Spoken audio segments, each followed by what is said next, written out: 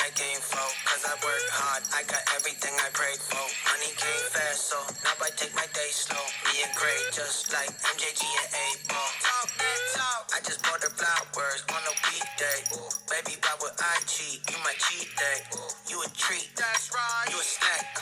Fighting with your jeans, cause you got it like that. Well, okay, tell me what y'all fake. Mad about the date, now I'm great. Cause I remember when I ain't have a wait on a date. Only had enough to pay for matinee. Now I'm straight, every morning feeling like a Saturday. Well, they doing nothing, got a lot to say. How you never had COVID, you still got no taste. So, girl, I used to date, she pretend we was friends. She like, OMG, know it's been a minute. Tell me where you been, huh? Been about it. Hey, back about me, man, it's getting crowded. Hey, when I'm in Cali, got it in and out it. Lot of goofies in the spot, so I'm dipping at it. Adios. In the gym, getting brolic. At the party, won't bother anybody.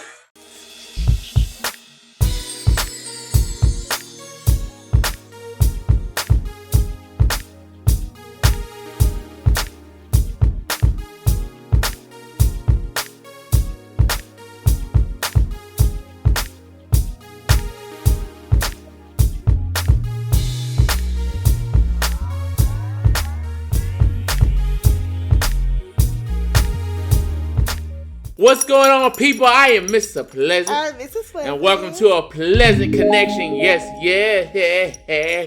Thank you for checking out our new VG. Oh. Hashtag marriage started. Kid, let's go. Let's do this. You ready? Let's go. You ready? Let's go. So, hopefully you guys are staying along with this series. The first two episodes episodes, which I would say we had a part. First episode was in 3 parts to help y'all digest it, and then the second one was in 2 parts, and hopefully you were able to digest that. Yeah. So we'll see how long this goes and how the Holy Spirit leads us. But this one is more of a kind of a step to before you even think about dating or about marriage.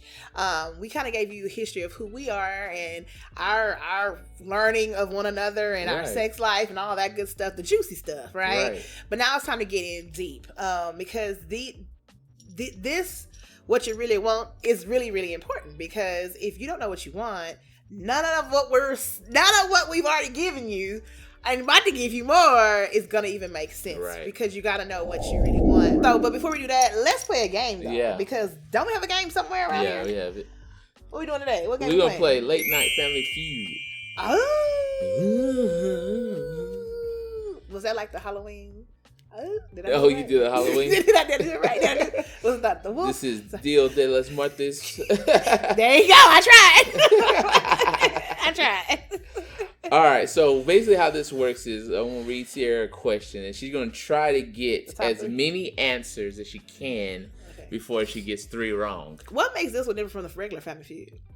Because it has more adult themes sometimes. So we'll see how you could... I like how Sierra tries to use euphemisms, try to keep it PG without saying the actual term. It cracks me up so much. I try to keep it PG for the kids, you know what I'm saying? Right. Y'all get hard. So, here we go. Name something you do on your knees. Can you answer all 5 questions? Can you answer all 5 questions? Can you answer all 5 questions? I mean, can you guess all 5 answers before you get 3 wrong? I'm sorry, Will. Go ahead. Okay. Pet your dog. Wash the floor. Oh, wait. Yeah, you clean. Okay, you got 1. Wash the floor. Workout. Exercise. That's 3, ain't it? That's 2. That's 2. You and me on the washing floors, and that's not an. Okay. It's late night, so some women, we have to get down with the get down. You know what I'm saying? Okay, I'll give you that one. I know what you're trying to say. I'm trying not to give it to him. You got 3 more answers. I got 3 more? Can you find out 3 more? Oh, get something out of the cabinet. On your knees? Yeah, like in the low cabinets. Sometimes you got to go low with it. Okay, I got 3. So, number 1, pray. Duh. You didn't even try to say Duh. pray. Garden. Duh. And crawl. Duh. You try to get all nasty. I'm trying to get nasty. I'm just like, yeah, I only got one nasty one. That was funny. She could. Let's see. Name something people do when they're feeling lonely. When they feeling lonely, they call a friend. You got it? Good. That's the first one. Pray. When they feeling lonely, call a sneaky link. You can't use that 2 times. A friend is not there. It's not the same. Let's see. What do you do when you're feeling lonely, William? Play video games. Play game? Mm-hmm. Oh, okay, yeah, you got that. How many answers? It's 5. 5 answers? Okay. When feeling lonely, go for a drive. So, drink, cry, eat, and sleep. So 2-2. 2-2. 2-2. So can we break the tie? 2-2. Okay. So you got 5 answers. Name something that comes out at night. Comes out at night. Oh, Freaks. That's a song, ain't it? Freaks is not one of them. That's a song. That's a song, right? Freaks comes out at night. Freaks come out at night. Freak comes out. Freak comes out. Hey. He comes out at night. Hey.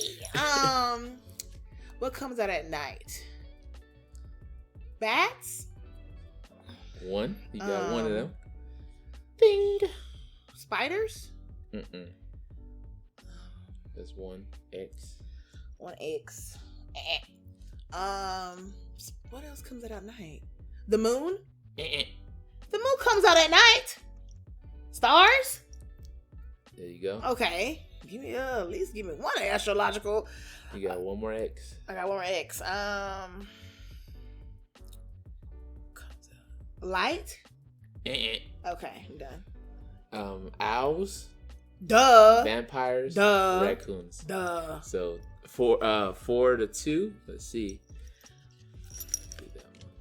4-2. Let's see. I'm sorry, y'all. If my necklace that my lovely friend got me, I had to put it on today. It's beautiful.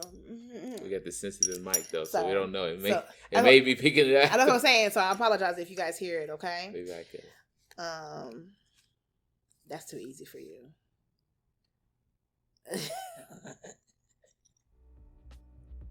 I'm not gonna do that one.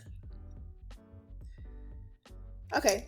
Name something grown people play with that they played with as a child. You get these. Grown people play with now that they also play with as a child. Video games. Yep. Their wife. Or the spouse. I play with my spouse now. No, as a child. Sorry. I forgot. Let's see.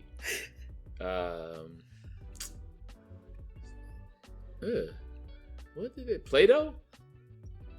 Nope. That's 2. That's 2. I need 1 more if I lost.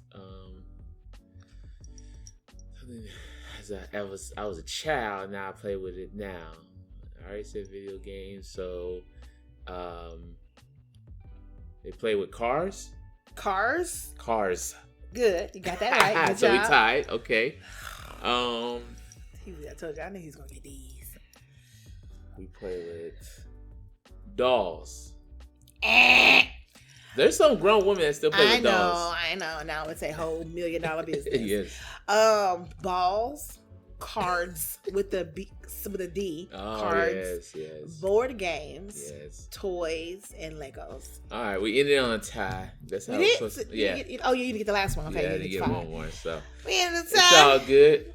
That means we're just that good at the game. Nah, that means horrible because y'all got 2-2. All right, let's bring some word in this. Jesus, come on. We invite you into this thing right now. Daily bread. Yes, let's do this daily bread. For we, through the Spirit, wait for the hope of righteousness by faith. Ooh. Put that armor on. Galatians 5:5. Yes. Why you say like you? Because it's about to go into what we're about to talk about. Right. That's a good setup. Let's look at Colossians 2:10. And ye are complete in him. Yes. I like that. About we are complete in him. Not I love Sierra, but I'm only complete in him. I remember when you corrected me on that. Yes. I like you, but I love Jesus most. I said, oh, excuse me. It was a song. That's why I listen to the grown gospel songs. Because they used to taught me stuff. There was by the commission, More Than I. There's someone that loves there's someone that loves you more than I can love you. Mm-hmm. And that was one of those songs like molded my thinking. It sure did. It sure did, honey. Because he couldn't. Was that the first 3 months? Yeah. You said that. I was like, oh, excuse me. Okay, excuse me. Well, okay then. Put me in my place. So y'all, let's take it back. Let's take it back. So I'm gonna be a little hot. Not too hot. Not like the sex episode. But we were in my room, and Sierra said these words to me. I didn't think they were gonna come to me. And this was right before we got into a committed relationship. She said, "What do you want?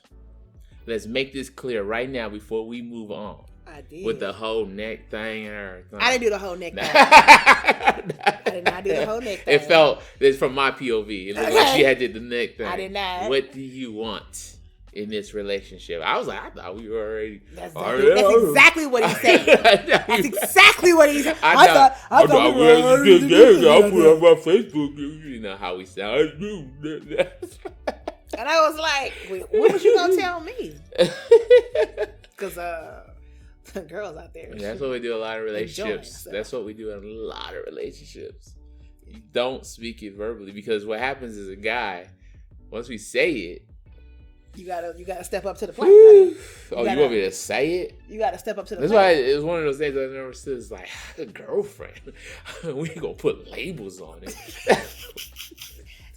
You put labels on it. Labels on it, but I could get the good though. Anyway, that was for the last episode. Well, I mean, the same thing. But anyhow, you wasn't nothing but a handshake. But even before you get married, like you have to have some kind of idea. And I didn't know that as me and was a person that was not into like relationships. I didn't know I had to like want something.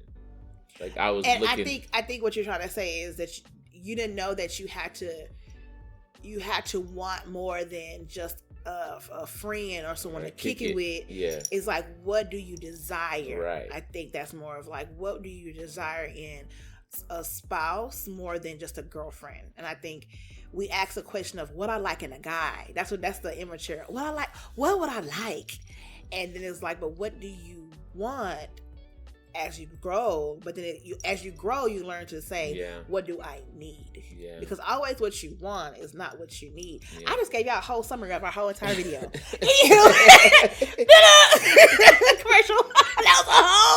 That was a whole summary. In my case, I got stuck in that was scary for me because like we said in many videos, Sierra was my first everything, first girlfriend. Even before we like committed a relationship, she was the most I talked to another, the opposite sex other than family members. Mm-hmm. And it was scary for me because one thing that looking back, I realized that we attract what we put out there. Mm-hmm. And myself, I had a lot of offenses. I'm going to be really honest with you. I'm no more playing around. I had a lot of offenses. When I was younger, my biggest offense was, why does a nice guy have to finish last? Why can't the nice guy get the girl?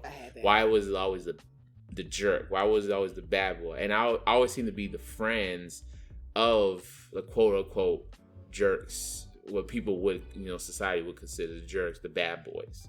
And me standing in the corner. I even had one time they were doing I still remember, I don't know if y'all played it when you're Spin the Bottle. You ever play Spin the Bottle? Not really. Well, I don't even think we were playing really Spin the Bottle. It was more like it was some kind of kissing game. I remember when somebody was like, came to me, it was like, well, I don't feel like if I kiss you, you're too nice for someone to kiss. I was like, excuse me? Excuse me? I think I don't know how I was. Excuse me? I think I was 16, 17 years old. So there was I see Will's face. Like I guess I'm not gonna be the guy that you just roll up and kiss. So that created fences. So I always had this internal spirit of angerness in me that if I'm not going to be, I'm not gonna be. There was this weird imbalance between me. I know I was a Christian.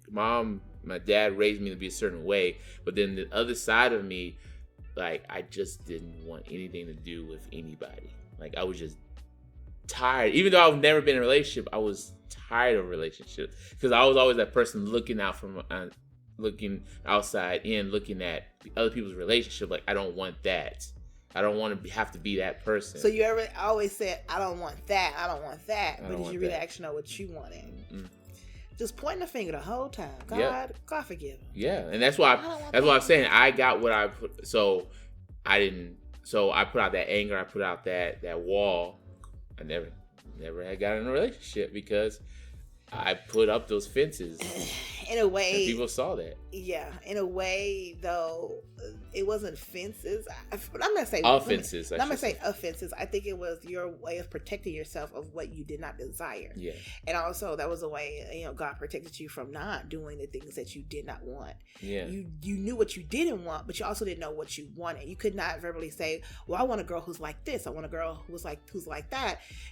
Because you didn't have the maturity. I would say it's also growing as a kid, and as a teenager and as a kid. I was just telling you this week, we're very selfish. You know, as a teenager, you don't realize how selfish you really truly are because it really is all about you because you're learning as you're growing, and so you become very selfish in the way that you see things and how you view the world, and so it was set up for your protection, but at the same time, it also created this wall around you where you wouldn't allow other people or women in that were trying to get to know you. Oh, definitely, most definitely. I just, and it was, and I never really told you that there was a season where it's just like every time I would talk to a girl, it would turn into an argument. Oh, really? Yeah, it was just like, it seemed like instead of them seeing me, it's like it was weird. Like sometimes you saw me as a nice guy, or you saw me. And I think that was getting more towards graduation, high school, you were just going off to college. You were just done. I was that vain. I was this jerk. I was just that person. So you became what you saw being celebrated out there. The jerks, the jocks, the people who treated women half. And so you became that without actually physically being in a relationship. Right. You actually became that jerk. I felt the pain of a relationship without being in a relationship. That's crazy. Dang. That's deep. That is deep. That was deep. So when you came along, and by the grace of God, somehow, some way, like I said, it has to be the grace of God, I grew up. I had to grow up. Let me ask you a question. Before you met me, did you have an idea of what you actually wanted by that time? Wow. No, you hit me on that DM, and you had to bring that back up. Like, there was a sense of, like I said, I did not want to be that mean guy. But, so you didn't want to be that mean guy. So with me, you didn't have to be that mean guy. I didn't let you be that mean guy because I wasn't having it. I was not having it. So did you see the anger in me? Honey, I called you a jerk the first 3 years of our relationship. Did you forget? But did you see You's a jerk. I used to do a song and a dance. He's a jerk. He's a jerk. He's a jerk. So jerk, did jerk, you see? Jerk, I know you call me a jerk, but did you legitimately see it like when you first met me? Because you said, so that even though you saw the jerk in me, you still wanted to date you because I saw the other side of you. Okay. Like the jerk was 25%. The other 75% was good, but the jerk part, I saw that part in you. But I think because you, and we're giving y'all too much backstory, but I think because of the way I approached you, and that I was really just trying to be your friend. I really didn't want nothing from you. but friendship, I think that allowed your offenses to kind of come down and break free. But once they were broken free, then you kind of were able to define or see what you wanted in me to pursue me past just, oh, she's just trying to be my friend. Right. So I think someone just being nice. And I can see, and I was a king of seeing the facade. Like, yes, you were. You were fake nice. No. Yeah. And I think also there was a layer of protection in how you spoke to me. Like I said, with the DM, mind you guys, with our age, Facebook, all that stuff was still kind of new. Yeah. Like, what is this? How did you text? What? Facebook Messenger. No, I mean, in my mind, it was just that was still like new. Yeah. We weren't used to that. You had to walk up to somebody or know their landline number. Like you right, their landline number. So when you found me, I was like, oh, okay, she found me. I think part of that too interests me because you took the time to find me on Facebook, right? Which, I mean, you barely knew my name based off one friend. Two friends. You found my picture. Thank God I put pictures, because I could have been one of those that still was new to Facebook and didn't put no pictures up. There was a long time some people didn't put no pictures up. You know how they look. So for you to find me, that intrigued me that you actually were that interested in me, that you looked for me. Yeah. So you gave me a time of day. You didn't like brush me off like every other chick. Anywho. So enough about me. What was your? That was a long one. What was your beginning? Like, what did you want? I knew what I wanted because my mom, as a single parent, shout out to single parents and killing it. She told me to write what I wanted. Okay. Before I even left to go to college, and I did, because she's like, it's gonna be a lot of them out there, a lot of different options, and you got to know what you want and what you will entertain while you were in college. Because she knew I wasn't gonna just be single. Well, praise God. She knew you were gonna date. Maybe she didn't, but she wanted me to have some idea of what I wanted, and I thank God for my mom, because if she didn't do that, I would have been just, swaying his way, this way, that way, and I had some type of idea of what I wanted. And so I did write down a realistic list. And then she said, be realistic. Don't be it's not a fantasy. This is not Cinderella. Mm-hmm. She's like, be very honest with yourself and what you desire and like in a guy. And I did that. And then I've also told you guys that as I broke up with the boyfriend that I was dating before William, I went through a conference at our church that they had, and through that conference I ripped up the list I had before and then created a new one with God in mind and guiding me on how to write it. And then I saw William, and I was like, all the guys I had dated before William, I will say this, let me say this, half of them appeared to be what William was. The other half was completely the opposite of William. And so I was entertaining you about to go there. I was entertaining what I wanted, but also what's really out there. Can I tolerate the other stuff or can I not? And so that was me in college. That's what you're supposed to do. Well, not supposed to, but that's what I did. That's what society says you're supposed to explore. But I explored safely. Right. I wasn't out there, popping, locking, and dropping it either. So let's get that correct. I was dating, I was talking, I was having different conversations, coffee shops, dinner, movies, that type of thing, and organizations, So I got to know the guys that I was dating. And so then when Will came, let me say this. I never dated a guy who was very churchy. So Will was the first guy that I dated that was actually churchy. Yeah. And I was very afraid of dating a guy that was churchy because I saw, okay, I didn't know we were going to go there. I saw the guys at the churches that I've been to. They were, excuse me, my language, but they was hoes. They was straight up. So you in church, but then when I see you outside of church or when I see you in the youth group, you talking about girls like they piece of meat, and so I really did not want to date a church guy because of that reason. And so something about you, your aura, you weren't, and I think that's the difference between the guys that I saw in church and you, was that you were pulled apart.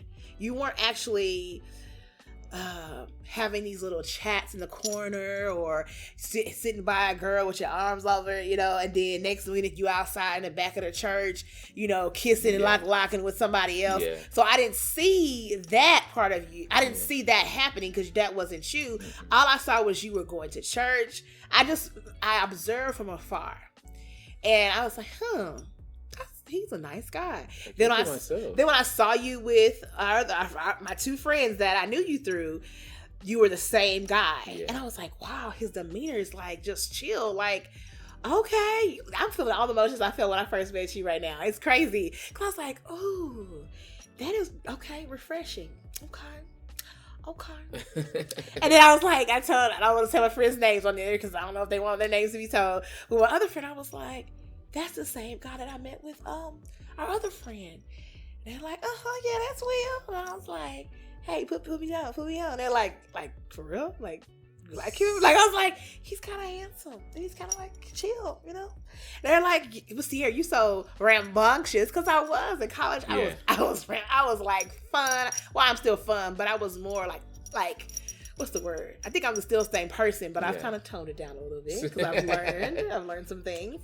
But I was unapologetically myself. Yes. In every aspect to 100% full. If I was studying, I was studying 100%. If I was dancing and having fun, I was doing it 100%. I was all out there. You know what I'm saying? So that was exhausting anyway. So exhausting. But so when I met William, I did have a list of what I wanted. And so I've always expressed this, that Will met, I think I said 80% of that list as we dated. And I didn't meet him the first day and was like, okay, check the list off. I gave him some time to really get to know him before I looked at the list again. And I remember the list is in the back of my head. So as I'm talking to you, as I'm listening to you, I felt those walls of like, nah, I'm good. Or when I would ask you, how's your day going? Fine. And I was like, well, what happened today? I went to school. I went to church. Oh, how was church? So like I picked apart what he was saying to encourage him to feel more comfortable to talk to me, because I knew of how separated he was from the world, that I had to be more proactive in how I talk to you. And you're not the first guy that I had to do that with. I've talked to many different guys, but they weren't churchy. They were more worldly, but they had their offenses up because they were trying to get me to unfold. You understand? And so I was a little bit different. And then when you really opened up, that's when you started asking me more questions about who I am, what I like to do, that type of thing. So I will say my mother helped me define what I wanted in a spouse, in what I liked, but recommitting myself to God helped me discover what I really wanted in a spouse. Right. As I'm married, I have discovered what I actually needed. Yeah. And I didn't even know what I wanted. I didn't know what I need. You gotta mind you, I was the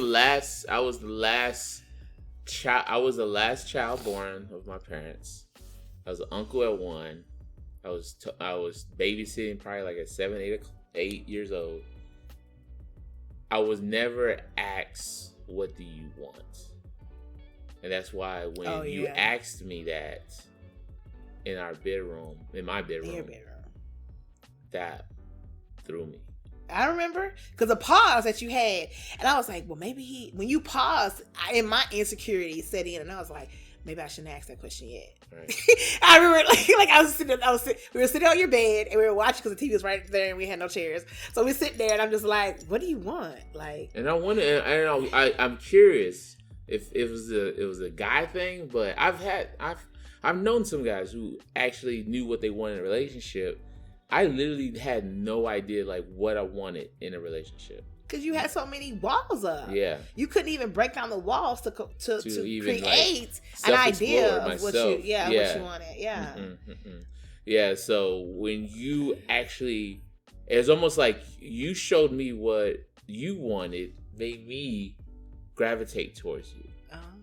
But then I still had to slowly put down walls because what happened is just temporary. Right. What if I'm just wasting my time? Right. What if she's gonna see, I'm too much of a jerk, or she see that I'm too much of a nice guy, or in your case, too churchy, I'm gonna get too religious on her. It was just all these what ifs were going on in my mind, when in actuality, I wasn't asking myself, am I good enough, under God? Never once had that. Never once had that. So it was very scary, because I knew that at the end of the day, I knew I wanted what my mom and dad have, but I never actually, and that was my fault, not actually, I had the example and I never went to it. Never went to my mom and dad like how this thing? It took you coming in my life to actually figure out like how the relationship even started, because you like wanted to ask me. I was like, I remember you asking, I was just like, oh yeah, that's a good question. And the way you paused, like the pause was so eerie when I said it, and I was like, maybe I shouldn't ask that question. I left that day, I couldn't sleep that night. I was like, did I ask the wrong question too soon? Because I'm like in your face, like, because if you wasting my time, I'm moving around. Yeah. That's just how I was. I didn't want to waste her. And that's one thing. I did not want to waste anybody's time. And what did you say? Okay, what did you eventually say? I said that, I already had changed the status. I thought we were together. Yeah. And I was like, when were you going to tell me? That was, like you said, that was a big thing. Like, putting your relationship status online. I know that's natural now, but, like, you changed your status. It was like, I remember when someone took it off, like, oh, what happened? They broke up? Everyone's asking everybody but the person. Oh, the person. What occurred? It's a bad situation. But after that conversation, let me reverse it. I think more or less you had the good example in front of you. Yeah. But you never felt confident enough to discover how could you have the same or similar, and you didn't have the courage to just ask, like, I did it. Cause boy, sit down. Boy, sit down. You ain't exploring nothing yet. And the fact that you didn't ask, but your mom pushed it on you though. My mom pushed it on me because she saw that more men were being more attracted to me. Mm-hmm. So like when we would go in grocery stores, men would like come up to me. And when I'm separated from my mom, they would follow me in the store, or boys and men. And so she noticed that I was getting more attraction because of my big booty and my thighs. Like I was like, hey, baby. And so she saw that I was getting that attraction, and she didn't want me to. I mean, it was thugs, it was businessmen, it was a variety of different men, and she saw it, and I that's what I assumed. I have to ask my mom that if she'd join us on a podcast one day, but